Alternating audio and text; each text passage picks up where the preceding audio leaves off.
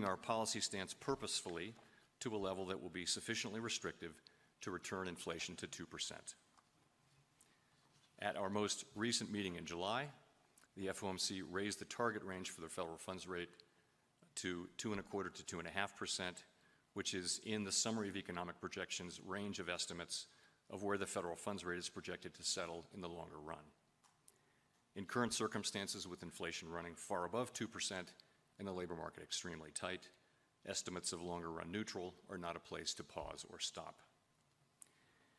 July's increase in the target range was the second 75 basis point increase in as many meetings, and I said then that another unusually large increase could be appropriate at our next meeting.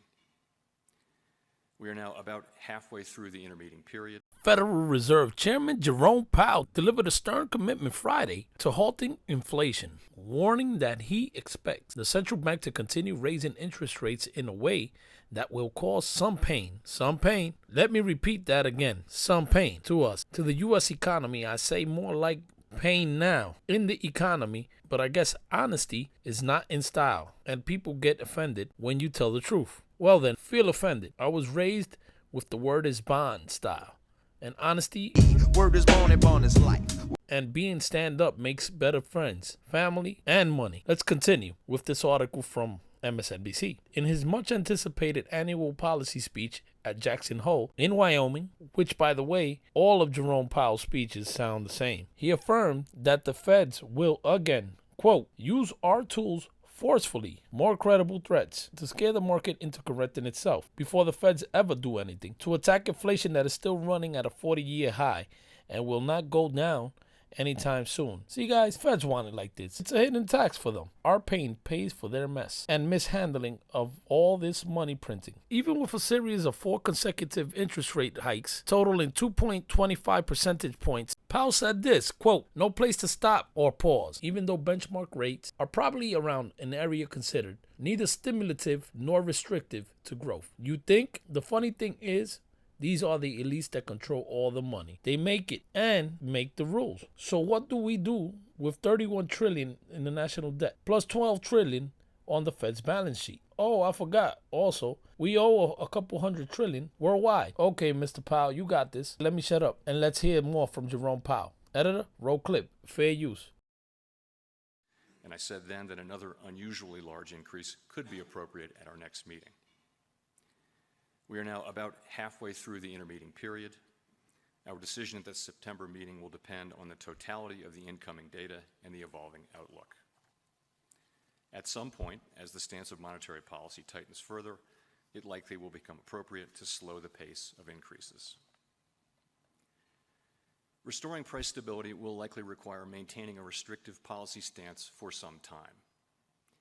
The historical record cautions strongly against prematurely loosening policy.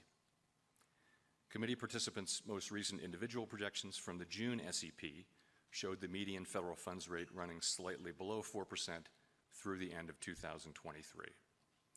Participants will update their projections at the September meeting. Wells Fargo head of macro strategy, Mike Schumacher, joins us now. Mike, always great to get some time with you. So what are your expectations around that September Fed meeting? What do you think the Fed will do, and what do you think they'll say? It's leaning towards 75, I think, at this point. And it's interesting, if you had asked this question prior to Jackson Hole, I would have said 50-50, frankly. It's a jump ball. You know, we'll get the inflation data, we'll get the jobs report, and then the Fed will figure it out. But Chairman Powell was talking pretty tough few days ago, and that tells me that 75 seems like the most likely case. And I think for him, the challenge is to stay on message, drive home the point. We're going to go 75. We're going to keep on tightening for a while. We are not going to switch course quickly and go from tightening to easing. So just forget about that idea. Forget about a rate cut in early 23. He's got to keep driving this point home time after time after time. So that's the issue for Chair Powell. Did a good job in this respect at Jackson Hole. It's been kind of iffy previously, so if he stays with the Jackson Hole theme, I think the markets are in for a pretty tough ride. This is the politics of it, Dr. O'Leary, and if you have a partial differentiation from 8% U.S. inflation, the haves are benefited when you get to 6% or 5%. The have-nots, the great middle class, are still flat on their back. What is your timeline where all of America finally gets inflation back into the bottle? So it's going to take some time because the Fed has been asleep at the wheel. And that's unfortunate. Tom, what you raise is much bigger. It speaks to the Fed being necessary but not sufficient to address our policy issues. You've got to deal with the inequality aspect.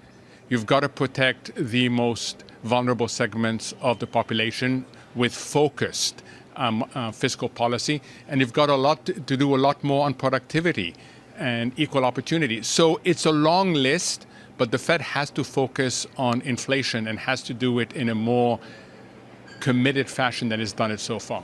So it's been trying to sound, Mohammed, committed, right? I mean, they've basically been saying inflation is their number one issue that they're facing. Why is the market not hearing it? Two reasons, Lisa. One is the Fed itself. Let's not forget that Chair Powell stated that we were at the neutral rate. The minute the market heard that, it moved, and it moved in a significant fashion, and all the talk about pivot started being amplified. So that's one reason that the communication hasn't been consistent, and that's been a problem for the last year. And the second issue is that the market is looking at the impact on growth, is looking at the potential impact on markets, and as John said earlier today, remembers the fourth quarter of 2018, remembers the Fed blinking, so it believes when push comes to shove, the Fed is going to blink again, that we're going to have a flip-flopping Fed. Hey guys, it's Jose, your regular Joe Blow again, keeping an eye out and my ears open, as always, to the Feds and their broken promises. You know what I'm going to say and do while I watch their every move. Prepare, price it in, move accordingly. You guys, as always, do your own research. And remember, he really wants to emulate Paul Volcker. The only difference is that Paul didn't have a $30 trillion national debt. They didn't have $12 trillion on his balance sheet and also didn't owe so much outside. Plus, he had the audacity to raise interest rates above inflation levels. I digress. Let's see what's going to go down. Let's continue. Guys, stay tuned for the FMOC meetings coming in late September. Thank you, guys, for all the support. And as always, stay free. It ain't hard to tell. I excel, then prevail.